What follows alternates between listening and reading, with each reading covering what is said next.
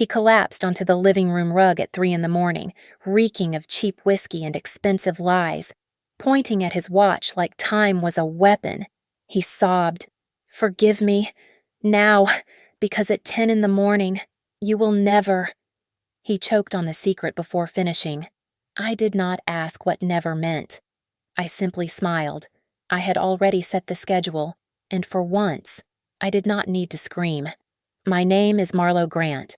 I am 32 years old, and I spend my 40-hour work weeks as a content strategy manager at Northline Narrative Lab in Portland, Oregon. My entire professional existence is dedicated to the art of the narrative shaping truths, burying scandals, and ensuring the story always serves the client. I am an expert at spotting a failing campaign before the first quarter results are even in. Yet, for 7 years, I ignored the catastrophic data points in my own marriage to Ethan Hale. We were the quintessential Portland power couple, wrapped in a curated aesthetic of minimalist gray and sustainable wood, but the foundation had turned to mush long ago. It was exactly 3 in the morning when the heavy thud of the front door echoed through our hollow house. Ethan did not walk in. He lurched into the living room, bringing with him the suffocating stench of expensive whiskey and the kind of cheap desperation that only comes from a man who knows he is finally cornered. He collapsed onto the rug, his knees hitting the floor with a sound that felt like a period at the end of a very long, very exhausting sentence. "Forgive me. Please, just forgive me now." He wheezed, his head hanging low.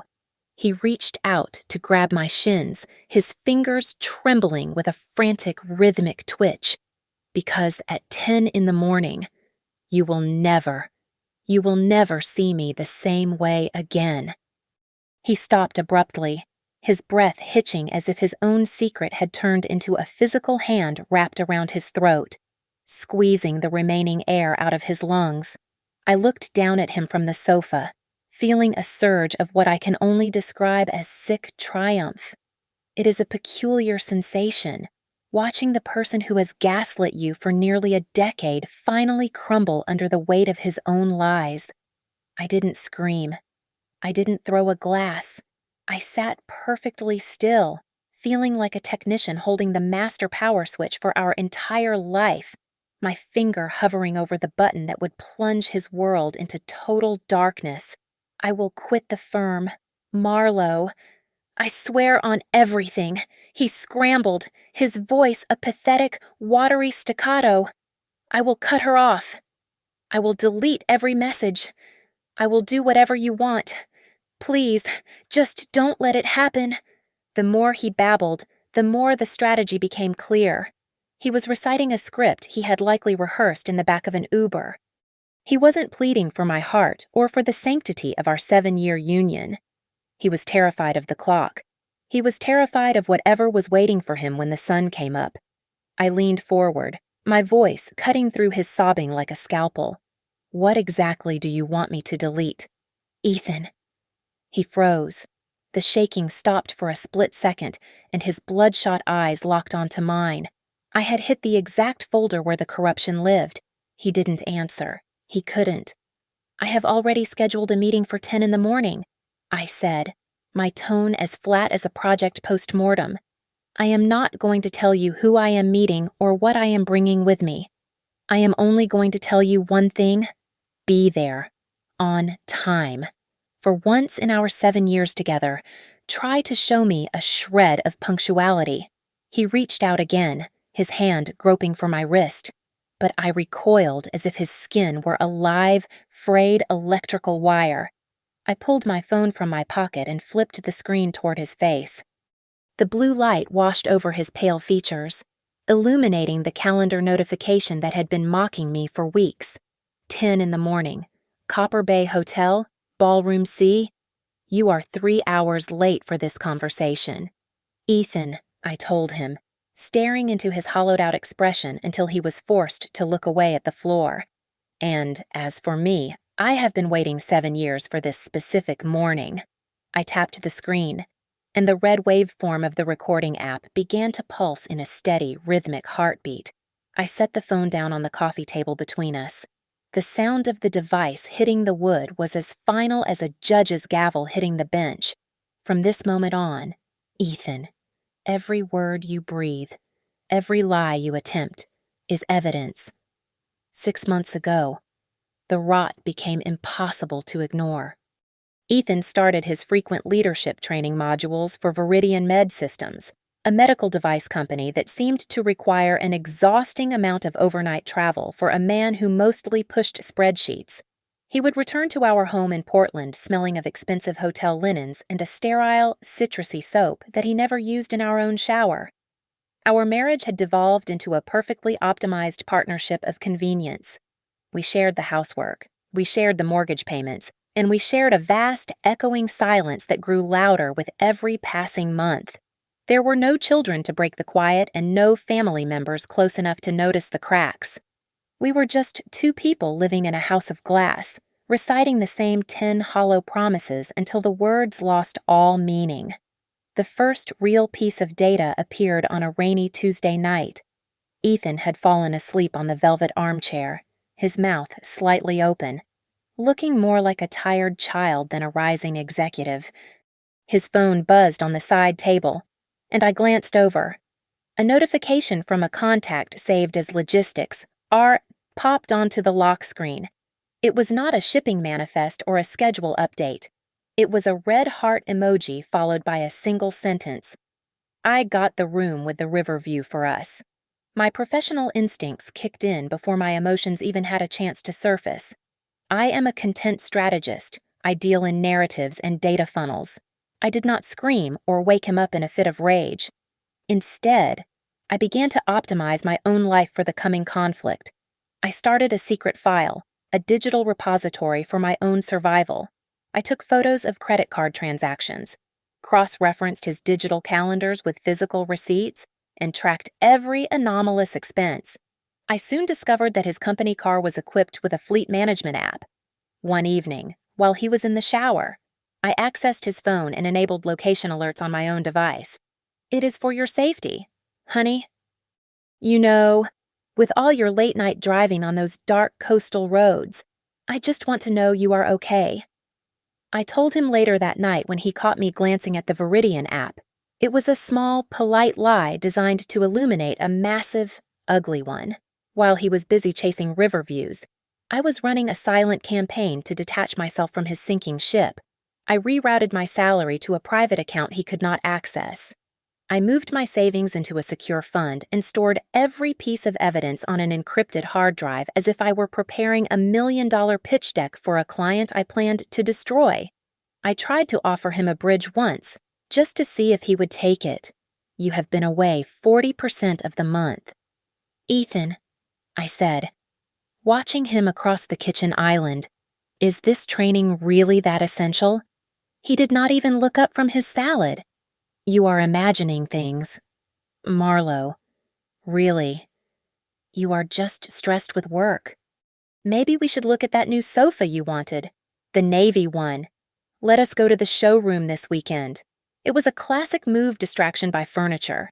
He thought a $3,000 piece of upholstery could patch the hole in our ceiling. That was the moment I realized what I was truly missing. It was not love or intimacy. I was missing an audience for the truth. If I confronted him alone in our living room, he would simply gaslight me until I felt insane. Without witnesses, he would always find a way to rewrite the story. He needed a stage, and he needed people to watch him fall. The stage finally revealed itself on a Thursday afternoon when a stray internal email from Viridian accidentally hit our joint household account. The subject line was Professional and Cold Investor Summit, Copper Bay Hotel, 10 in the morning keynote. My heart did not race. My mind simply checked a final box. The timing, the location, and the spotlight had finally aligned themselves. I will be busy that morning, Ethan, so do not worry about checking in, I said to him that night, my voice dripping with a fake sweetness that he was too arrogant to detect. That is fine. Really, I will be stuck in meetings all day anyway, he replied, his voice trailing off as he focused back on his screen. He had no idea that I was already looking at the floor plan for Ballroom C. Friday arrived with a text at precisely 2:12 in the afternoon. Ethan was playing his part with the kind of lazy confidence only a man who thinks he is untouchable can muster. Just got to the coastal retreat. Losing signal soon. Talk later, he wrote, attaching a glossy photo of the Copper Bay Hotel's grand entrance in Astoria, Oregon.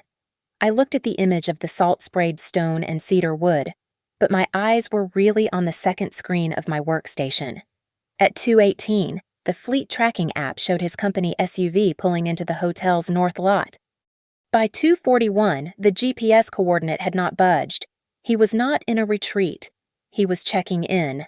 I closed my laptop with a definitive click, clearing my desk with the cold precision of someone sanitizing a crime scene for a future investigation. By 3:20 in the afternoon, I was packed. I did not need much to dismantle a life, a simple black dress that would not wrinkle under pressure, a high-capacity power bank, a portable ring light for the digital content I planned to create, and a thick, tabbed folder of printed documents. In my world of content strategy, if it is not on paper, it did not happen. Physical evidence has a weight that a PDF simply cannot match. I arrived at the Copper Bay under a bruised Oregon sky that threatened rain. I checked in using my personal credit card, the one Ethan did not monitor because he assumed I was too preoccupied with my own career to notice his. The receptionist, a woman named Kara with a perfectly symmetrical bob and eyes that had seen too much, paused when I mentioned I was looking for the Hale party. "Oh, Mr. Hale? Of course," she said, her voice dropping into a register of practiced professional sympathy. She gave me a tiny, knowing wink that made my skin crawl with a mixture of disgust and validation. "He checked in a few hours ago. He is in the West Wing. Room 412. That look told me everything I needed to know. I was not the first woman to show up at this desk with a folder and a hollow look in her eyes. I did not go to my room. Instead, I sat in the lobby, positioned perfectly so I could see the glass elevator rising and falling against the atrium wall like a piston. I was looking for glitches in the narrative Ethan had sold me for 7 years. I scanned the digital event board near the concierge. There was no mention of a leadership retreat for Viridian Med Systems. There was only one major booking, the Viridian Investor Summit. Keynote at 10 a.m. tomorrow. Location Ballroom C. I waited for hours, watching the tide of corporate elites flow toward the bar. At 6:47, I took the elevator up to the rooftop Harbor Glass Lounge. I knew the layout from the hotel's website. There was only one way into the lounge from the guest elevators. I stood near the floor-to-ceiling windows, looking out at the dark, churning waters of the Columbia River, waiting for the predator to emerge from his burrow. The elevator doors slid open with a soft, melodic chime that sounded like the start of a game show. Ethan stepped out, looking relaxed in a navy blazer, holding 2 condensation-beaded cocktails. He was laughing, his head tilted back in a way he only did when he thought he was the undisputed king of his domain. Walking beside him, her hand tucked firmly under his elbow, was Blair Sutter. She was the contract leadership consultant who had spent 20 minutes shaking my hand at the company Christmas party, her eyes scanning me for weaknesses while she smiled through expensive veneers. It was a cinematic moment of total, televised collapse. Ethan's gaze drifted across the room and collided with mine. The laughter died instantly. The color drained from his face so fast it was as if someone had pulled the plug on a high-definition monitor. His mouth opened, but no sound came out for several seconds. "Marlo, I did not think you were—" "What are you doing here?" he stammered, his voice thin and reeking of sudden, sharp panic. "Don't stop on my account." "Ethan," I said, my voice steady and dangerously calm. "Is this part of the leadership training? I did not realize Viridian taught courses on how to balance 2 drinks while managing a consultant." Blair tried to pull her hand away, but Ethan was frozen, his fingers tightening around the glasses until I thought they might shatter. I did not wait for the excuses. I did not wait for the stuttered lies about business dinners or professional networking. I raised my phone, my thumb already hovering over the red icon. I tapped it, and the recording timer began its relentless digital count. "Go ahead," I whispered, looking directly into the camera lens and then back at his trembling hands. "Tell me more about the coastal retreat. Tell me about how you are losing your signal." The glass elevator began its slow, scenic ascent, bathed in the soft, ironic glow of ambient jazz playing from the hidden speakers. It was the perfect backdrop for a high-budget corporate disaster. I looked at the two of them, framed against the twilight view of the Astoria coastline, and I couldn't help but let out a short, dry laugh. It was the kind of laugh that usually precedes a video going viral for all the wrong reasons. "So, Ethan," I said, my voice cutting through the smooth saxophone solo like a jagged blade. "Is this the new module for Viridian leadership? Does the curriculum involve mastering the art of the double-fisted cocktail while wearing a navy blazer you told me was at the dry cleaners?" Blair's hand flew to the elevator panel, her fingers frantically stabbing at the button for the lobby. But the car was already committed to its path toward the roof. The doors remained shut. Ethan stood there, the condensation from the glasses dripping onto his expensive leather shoes. "Marlowe, look, this is just a huge—" "It is a misunderstanding," he stammered. His voice was thin, reeking more of a man trying to talk his way out of a speeding ticket than a husband concerned for his marriage. We were just discussing the keynote for tomorrow. It is purely professional." I adjusted the angle of my phone, ensuring the light caught the sheer terror in his eyes. Purely professional. I love that narrative. It is clean. It is simple.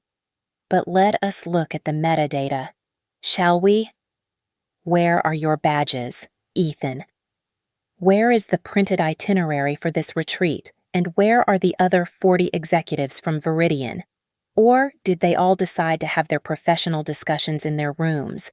The elevator chimes signaled our arrival at the rooftop.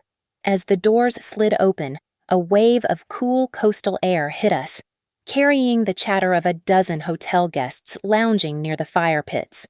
I stepped out first, walking backward so I wouldn't miss a single frame of their shame.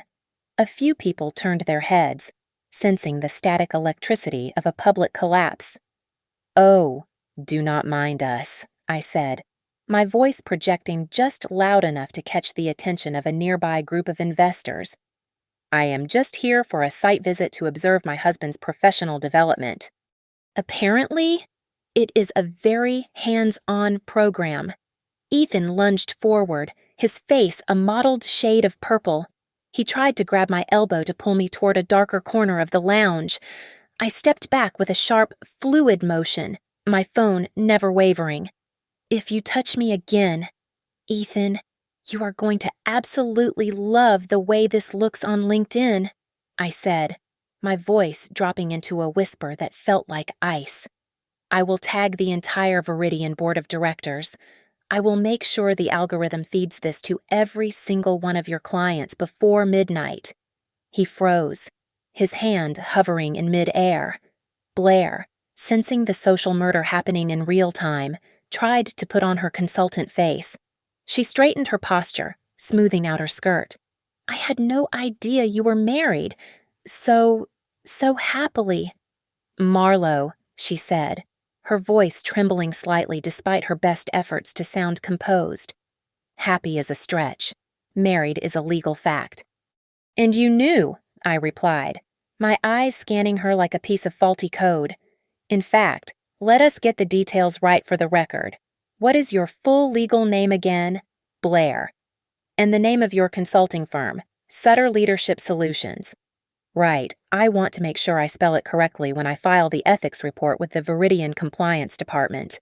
I pulled a small notepad from my purse and began writing, mimicking the posture of an HR representative taking a statement. I didn't need the information, I already had it on my hard drive, but the sight of me treating her like a data entry task made her turn a ghostly shade of white. She realized in that moment that she wasn't a romantic lead in a secret affair. She was just a liability in a spreadsheet. "Marlo, please." "What do you want?" Ethan hissed, his eyes darting around the lounge as he realized more people were starting to stare. "Just tell me what you want from me."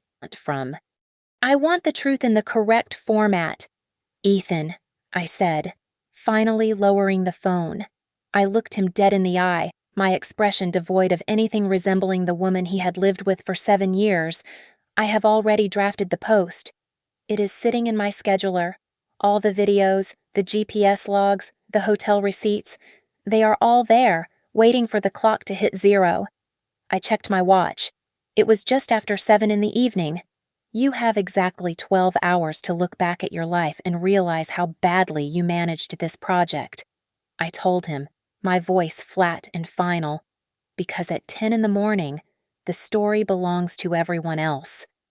I retreated to my room and locked the door, the sound of the bolt clicking into place providing the only sense of security in a world that had suddenly become a battlefield.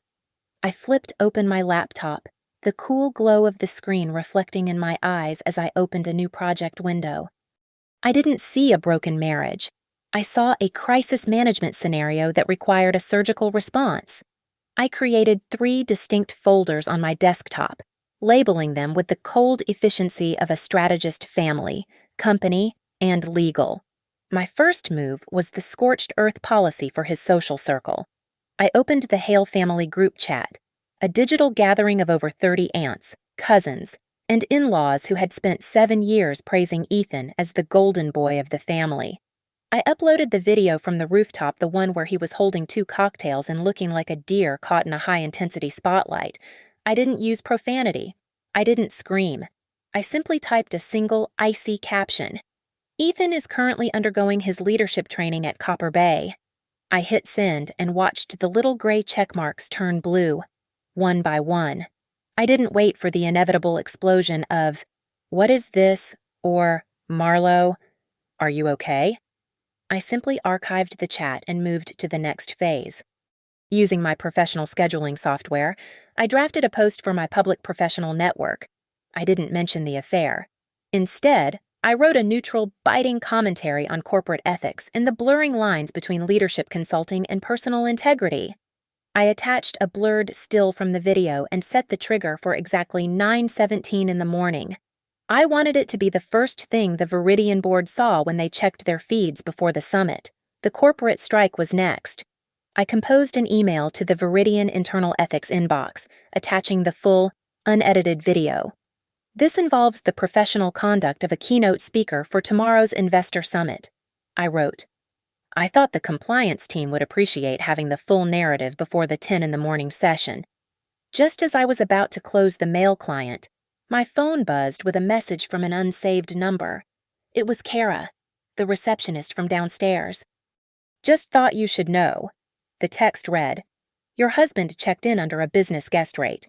The entire stay, including the rooftop drinks and the suite for 2, is being billed directly to Viridian Med Systems. It looks like, well, it looks like a textbook case of expense abuse." I felt a cold shiver of realization. This wasn't just a man having a midlife crisis. This was a man stealing from his shareholders to fund his infidelity. I opened our joint bank statements on a second tab, my eyes scanning the event services charges that had been appearing for months. I cross-referenced the dates with the GPS logs from his company car. Every single time he was at a hotel with Logistics R, there was a corresponding charge for professional services. It was a pivot table of betrayal. At 8:30 in the morning, I had a scheduled video call with my lawyer, Elena Cross. She appeared on screen looking sharp, her office in downtown Portland already buzzing in the background. "Marlo." "Listen to me carefully," Elena said, her voice steady and commanding. Do not engage in any threats. Do not insult him in writing. Just keep documenting everything. If he tries to talk to you, stay silent. Silence is your strongest asset right now." "I understand," I told her, my voice barely a whisper. I just want it to be over. It will be, she promised, but only if we play this by the book. You are the victim of a fraud, both personal and financial. Let the data do the talking. I ended the call and sent one final solitary text to Ethan. I didn't ask where he was or who he was with. I just wrote 10 in the morning tomorrow. I will be there. I toggled my notifications to silent, effectively ghosting my own life. I looked at the clock in the corner of my screen. It was 11:58 p.m. In exactly 10 hours and 2 minutes, the man I had loved for 7 years would have to stand in front of his peers, his bosses, and his wife, and explain why his entire reality had just been deleted. 10 in the morning wasn't just a meeting time. It was the hour of his public execution. Ethan did not return to home that night, and I did not expect him to. I had driven back to our house in Portland under the cover of a heavy, weeping rain, leaving the salt air of Astoria behind. At 1:40 in the morning, my phone began to vibrate against the nightstand with a violent, rhythmic persistence. It was Ethan, followed immediately by a call from an unknown number that I knew belonged to Blair. I didn't answer. I watched the screen glow and fade, like a dying star. I felt a strange, detached sense of peace, the kind that only comes when you have finally stopped trying to fix a machine that was built to break. By 2:30 in the morning, the digital wildfire had started. I hadn't even triggered my scheduled post yet, but the narrative was already out of my hands. One of the 30 relatives in the Hale family group chat had evidently lacked the discretion Ethan always counted on. A screenshot of the rooftop video was circulating, accompanied by a flurry of shocked emojis and frantic questions. The audience I had craved was finally beginning to gather, and they were hungry for blood. The heavy thud at the front door came at exactly 3 in the morning. I didn't have to look through the peephole to know who it was. When I opened the door, Ethan practically fell into the entryway.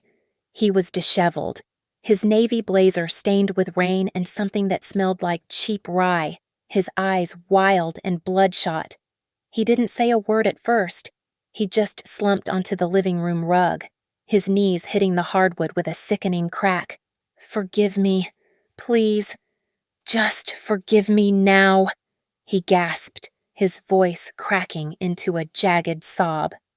He looked up at me, his face twisted in a mask of pure, unadulterated terror, because at 10 in the morning, you will never. He stopped, his chest heaving as he struggled to find the breath to finish the sentence. He looked at the wall clock as if the ticking of the second hand were a countdown to a firing squad. I stood over him, my shadow stretching across his trembling frame. I realized then that he wasn't crying because he had broken my heart or betrayed our 7 years of marriage. He was crying because he was terrified of the 10 in the morning investor summit. He was terrified of the HR representatives, the board members, and the cold, unfeeling machinery of the corporate world that was about to chew him up. "You aren't sorry about us, Ethan," I said, my voice as cold as the rain outside. "You are just afraid of the light. I will do anything," he stammered, reaching for my hand, his fingers cold and clammy. "Blair. She is just a consultant. It was only a few times. She knows about the documents. She said she could help." I narrowed my eyes, leaning in closer. "What documents?" "Ethan." His face went from pale to a ghostly, translucent white. He realized his mistake instantly. He tried to lunge for my phone on the coffee table, his movements clumsy and fueled by panic. I snatched it up and held it high above my head, keeping the truth just out of his reach. "Give it to me. Marlowe. Please.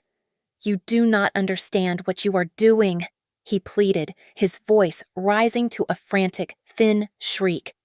"I am the only one who understands exactly what is happening," I countered. I sat back down, placing the phone firmly in my lap. "I will give you one chance. Tell me everything."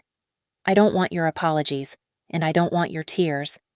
I need to know exactly how many bombs you have planted in this house before they all go off at 10 in the morning. Ethan collapsed back onto his heels, the fight leaving him all at once. He began to shake, a deep, guttural tremor that started in his chest. If they find out about the expenses, the travel vouchers, I am finished, he whispered, the words tumbling out like a confession in a dark room. I shifted the funds. I used the leadership retreats to cover the payments. If the board sees the audit, I will go to jail. Marlo, please, I have no one else. I felt a chill that had nothing to do with the Portland winter. It wasn't just an affair. It was a systematic, calculated fraud. He hadn't just replaced me. He had used our entire life as a front for his crimes. I stood up and walked to the front door, swinging it wide open to the dark, wet street. You want forgiveness, I asked, pointing out into the night. Then you better be on time. 10 in the morning, at the Copper Bay, in the ballroom where you love to play the hero. Marlo, please. It is raining. I have nowhere to go, he sobbed, clutching at the rug. Then I suggest you start walking, I said, my voice final. You have 7 hours to figure out how you are going to explain your leadership skills to the police. I was wide awake by 7:05 in the morning. Sleep felt like a luxury I could not afford for a campaign this critical. I sat at the kitchen table, the surface cold beneath my palms, and began a spreadsheet of our joint existence. I listed every bank account, every shared loan for the house, and every investment portfolio. Following the advice Elena had given me, I moved exactly 50% of our liquid assets into my private account. It was my share of 7 years of loyalty, calculated down to the last cent. I was not stealing. I was simply securing my exit before the storm hit. At 8:30 in the morning, the face of Elena Cross filled my laptop screen. She looked as if she had been awake for hours, her expression as sharp as a razor. Marlo, listen to me very carefully, she said, her voice steady and commanding. From this point on, you only speak to him via text or email. No shouting, no breaking his belongings, and no threats. Do not give them any reason to call you the aggressor. If he tries to pull you into a room for a private chat, you walk away. Keep every receipt and every log. We need to avoid anything that could be labeled as intentional sabotage of his career. We want the truth to do the heavy lifting, not your emotions. I nodded and ended the call. Then, I drafted the most important email of my career. The subject line was professional urgent matter regarding speaker conduct for the 10 a.m. Investor Summit. I addressed it to the Viridian Human Resources Department and the summit organizers. I have evidence regarding the professional and ethical conduct of a scheduled speaker for the 10 o'clock keynote. I wrote, I will be at the Copper Bay Hotel shortly to provide the necessary documentation. My phone buzzed with a text from Blair. Marlo, please, we need to talk. Woman to woman. It isn't what you think, she had written. I felt a surge of cold amusement. I did not hesitate. I typed back a single sentence. I am a woman. You are evidence. I blocked the number immediately. Ethan was calling every 10 minutes. His name flashed on my screen like a warning light on a failing engine. He finally left a voicemail, his voice sounding raw and broken. Marlo, please, I will give you the house. I will sign anything. Just do not come to the hotel. Please, I am begging you. I did not reply. I was not going to negotiate in a living room where he could lie to my face again. I needed the weight of a crowd to keep him honest. Then came a message from Tessa Wynn, my oldest friend and a shark in the media industry. She sent a screenshot from an internal industry forum. Viridian is under the microscope. Marlo, she texted. Rumors are flying that they are being audited for unusual entertainment expenses. Someone is looking for a scapegoat. I looked at the data in front of me and felt the pieces of the puzzle locked together. Ethan's travel logs. The car GPS data showing him at 5-star hotels when he was supposedly in training, and the invoices for leadership consulting that matched his affair schedule. It was not just a story about a cheating husband. It was a story about a man using his company as an automated teller machine to fund his double life. It was a pattern of fraud that had lasted for over 2 years. By 9:25 in the morning, I was standing in front of the mirror. I did not put on a show-stopping dress or heavy makeup. I chose a simple, tailored charcoal suit and a crisp white shirt. I did not want to look like a woman going to a confrontation. I wanted to look like the professional I was. I did not want anyone to dismiss me as a jealous wife on a rampage. I picked up my thick, tabbed folder, which felt like the physical manifestation of my power. I walked out the front door and looked back at the house one last time. It was just a collection of wood and glass, a hollow shell of a life I no longer recognized. I climbed into my car and gripped the steering wheel, feeling the weight of the folder on the passenger seat. This morning, I was not going to find justice. I was just going to make a delivery. The drive to Astoria was a blur of gray mist and the rhythmic slapping of windshield wipers against the glass. My mind was a high-speed processor, sorting through the data I had already collected. But then my phone chimed with an incoming email. The sender was a string of random characters, an encrypted ghost in the machine. The subject line was a cold shiver. If you want to know what Ethan is truly afraid of at 10 in the morning, open the attachment. I pulled over to the shoulder of the highway, the tires crunching on wet gravel. I opened the file. It was a scanned contract, but it wasn't for leadership consulting. Blair Sutter wasn't just a mistress. She was a primary subcontractor for a shell company called Sutter Strategic Logistics. The name matched the recurring logistics R fees I had seen on Ethan's expense reports. My breath hitched as the narrative flipped on its axis.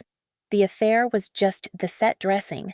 It was the noisy, distracting front for a much darker operation. Ethan hadn't just been cheating on me. He had been using Blair's company to legitimize a massive stream of company funds. They were laundering corporate money under the guise of leadership training. I didn't waste a second. I forwarded the email to Elena Cross in the head of Viridian Human Resources, adding a brief, clinical note received from an anonymous source, requesting an immediate internal verification before the keynote. I wasn't making an accusation. I was simply activating the protocol. At 9:48 in the morning, as I pulled into the parking lot of the Copper Bay Hotel, my phone buzzed with a text from Ethan. "Marlo, please, I am begging you. Do not walk into that room. We can still fix this. Just go home," I typed back with a steady hand, my reflection in the rearview mirror looking like someone I barely recognized. "You walked out of this marriage years ago. Ethan. Now it is my turn to walk into the truth." As I stepped into the lobby, a second message arrived, this time from Tessa. "Marlo, be careful. Blair is already pushing a story to her PR contacts. She is trying to paint you as a bitter, unstable wife who is attempting to extort Ethan for more money in the divorce. She is trying to kill your credibility before you even speak." I didn't panic. I had spent my career managing digital reputations, and I knew exactly how to handle a smear campaign. I walked over to the hotel's business center and printed a fresh set of documents, a detailed, time-stamped log of my discoveries. It proved that my investigation began only after I had caught them on the rooftop, and that every move I made was a reaction to his fraud, not a premeditated plan for extortion. At 9:57 in the morning, I saw Elena Cross standing near the grand staircase. She was dressed in a sharp navy suit, her eyes scanning the room like a hawk. When she saw the folder in my hand, she gave a single solemn nod. "This is no longer just a divorce case. Marlo," she said, her voice dropping into a low, dangerous register. "With that shell company contract, this has become a matter of federal interest. Today is about more than just your marriage. It is about his entire career and a potential prison sentence." I didn't say a word. I looked toward the end of the hallway, where a large digital sign stood like a monolith of impending judgment. Ballroom C, Viridian Investor Summit, 10 in the morning keynote. Through the heavy oak doors, I could hear the muffled sound of a microphone being tested, a low, hollow thud that felt like a heartbeat. The lights on the stage were already bright, casting long, sharp shadows across the carpet. I gripped the handle of my folder and began to walk. "Are you ready?" Elena asked, her hand resting briefly on my shoulder. "I have been waiting 7 years to be this ready," I replied, my voice devoid of any tremor. "It is time to go live." It was exactly 9:59 in the morning when Ethan intercepted me in the plush, carpeted hallway leading to the ballroom. His skin was the color of unbaked dough, and the sharp scent of his panic was almost strong enough to mask the smell of the rye still clinging to his breath. He lunged forward, his fingers digging into the sleeve of my charcoal blazer as he tried to pull me toward a secluded alcove hidden behind a row of decorative ferns. "Marlowe, please, I will sign everything," he hissed, his voice a frantic, desperate rasp. "The house, the 41K, anything you want. Just do not do this. Please, not here, not in front of everyone." I did not pull away. I stood perfectly still, feeling the heat of his desperation radiating through the fabric of my suit. I simply lifted my phone with my free hand, the screen glowing with the response I had received from the Viridian Human Resources Director. I held it steady so he could read the words with his own bloodshot eyes. "Please join us in the executive conference room immediately following the keynote session. We have reviewed the preliminary data." Ethan's grip loosened. His face did not just go pale, it went hollow, as if the very skeleton of his life had collapsed from within. He looked at the screen like a man staring at the blade of a guillotine. He realized then that the perimeter was closed. There were no more back channels, no more private negotiations, and no more furniture-based distractions to save him. "Is there a problem here?" Blair Sutter's voice cut through the air, sharp and artificial. She stepped into the light, wearing a perfectly tailored professional mask and a smile that was several shades too bright for her predatory eyes. She leaned in toward me, her cloyingly sweet perfume filling the narrow space. "You are destroying your own reputation." "Marlowe," she whispered, the threat barely concealed behind her teeth. "Think about how this looks. A bitter, jealous wife making a scene at a national summit. Nobody in this industry will hire you after this. You are committing professional suicide." I looked at her, not with anger, but with the clinical detachment of a strategist observing a failing campaign. "You are mistaken, Blair," I said, my voice projecting with a clarity that made several nearby attendees turn their heads. "I am not destroying anything. I am simply returning the narrative to its rightful owner. You aren't a leadership consultant. You are an audit finding." Blair's smile faltered for a fraction of a second. Then she turned toward a group of passing investors, her voice rising to a performative, sympathetic volume. "I am so sorry, everyone. She is going through a very difficult time. It is a personal family matter. A lot of jealousy and manufactured stories to hurt the company." Before the whispers could start, Elena Cross stepped forward. She did not raise her voice, but the authority in her tone stopped the onlookers in their tracks. "I am Elena Cross, legal counsel for Marlowe Grant. We have already submitted a formal dossier to the Viridian Board regarding financial irregularities and shell company contracts. I suggest you choose your next words very carefully, Miss Sutter, as they are currently being noted for a potential defamation suit." Blair went silent, her mouth clicking shut like a trapped animal. Ethan looked at me then, his eyes brimming with a fake, watery sentimentality. "Marlowe, think about the 7 years. We were happy. We were a team. Please, do not throw it all away." I cut him off before he could finish the lie. "We weren't a team. Ethan, I was the foundation, and you were just a tenant who forgot to pay the rent. You weren't a soulmate. You were just convenient." The chime for 10 o'clock echoed through the hotel lobby, a deep, resonant sound that felt like a death knell. The massive oak doors to Ballroom C swung open, and the crowd began to filter in. A surge of applause erupted as the moderator announced Ethan's name. He looked at me one last time, his throat working as he tried to swallow his fear. He had to walk onto that stage. He had to stand under those 1,000-watt lights and pretend to be a leader, knowing that the floor was already beginning to give way. I walked in and took a seat in the third row, tucked away at the end of the aisle. I did not pull out a camera or cause a scene. Following Elena's instructions, I simply turned on my digital recorder and opened a leather-bound notebook.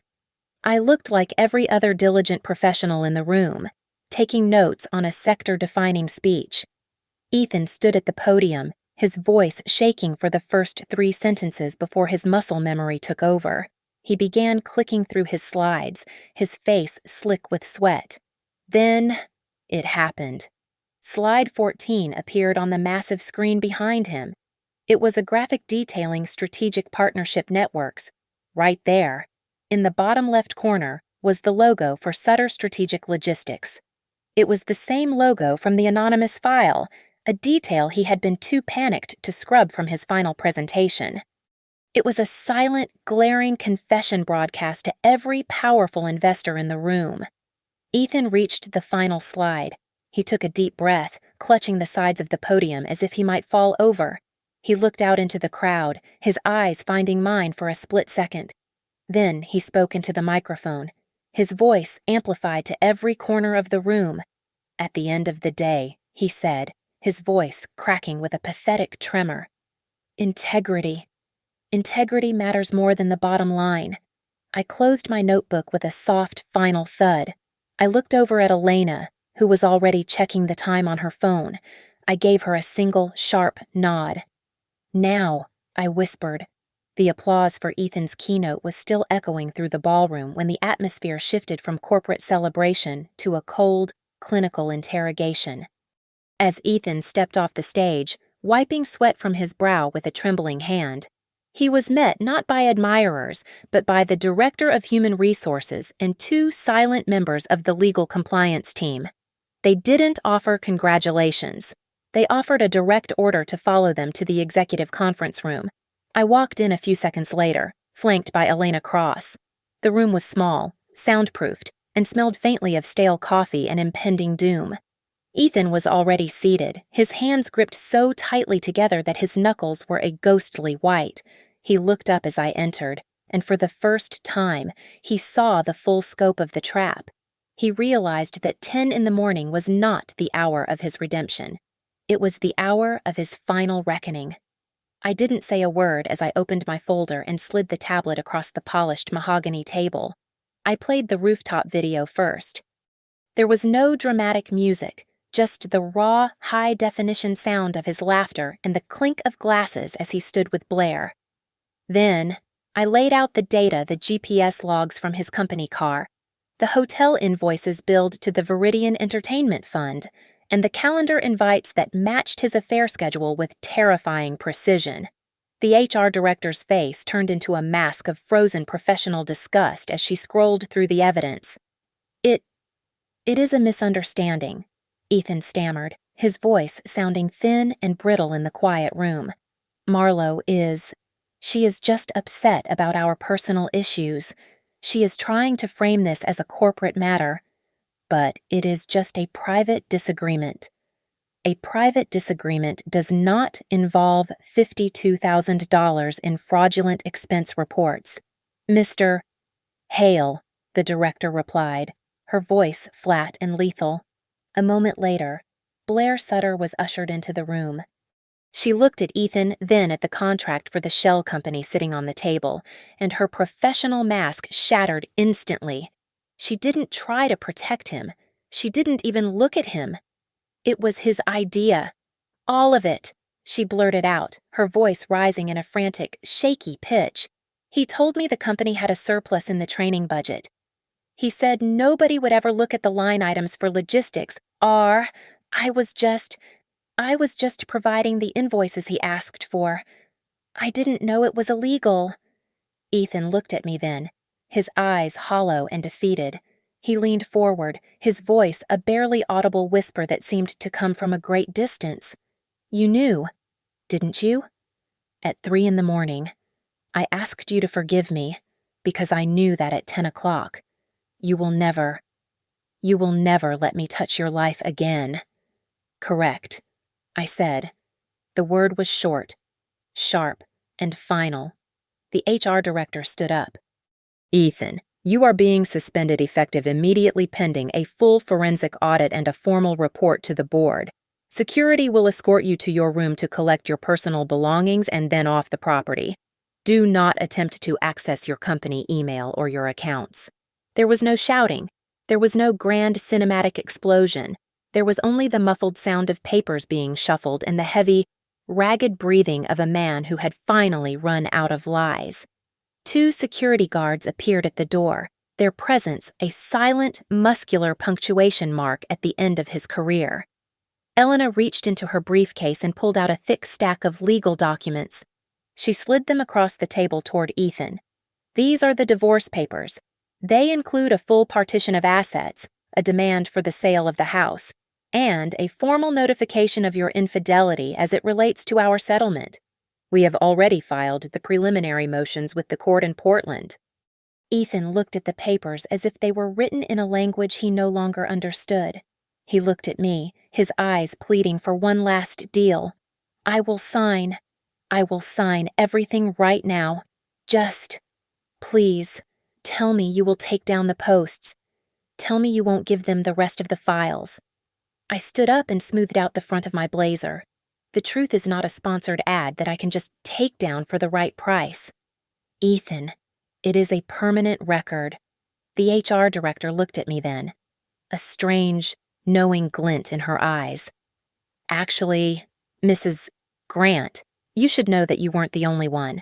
We have received 4 other anonymous reports over the last 6 months regarding Mr. Hale's expenses and his conduct with contractors. We were already watching him. You just happened to bring the light exactly when we needed it. I didn't feel a sense of shock. I just felt a deep, quiet sense of closure. I hadn't been the only person watching the rot grow. I was just the only one who decided to stop waiting for it to go away. I walked out of the Copper Bay Hotel at precisely 11:12 in the morning. The rain had stopped, and a pale, cold sun was beginning to break through the Oregon clouds. I climbed into my car, adjusted the rearview mirror, and didn't look back at the hotel even once. As I pulled onto the highway, I sent one final text message to the number Elena provided for his legal representative. From 10 o'clock today onward, I wrote, "You will never rewrite this story again. Thank you for listening to this story. I would love to hear from all of you. Where are you listening to this from today? Please leave a comment below to join the conversation and share your thoughts on Marlowe's journey. Don't forget to subscribe to the Mia Revenge Stories channel, like this video, and show your support by hitting the hype button so more people can hear these stories of justice and truth.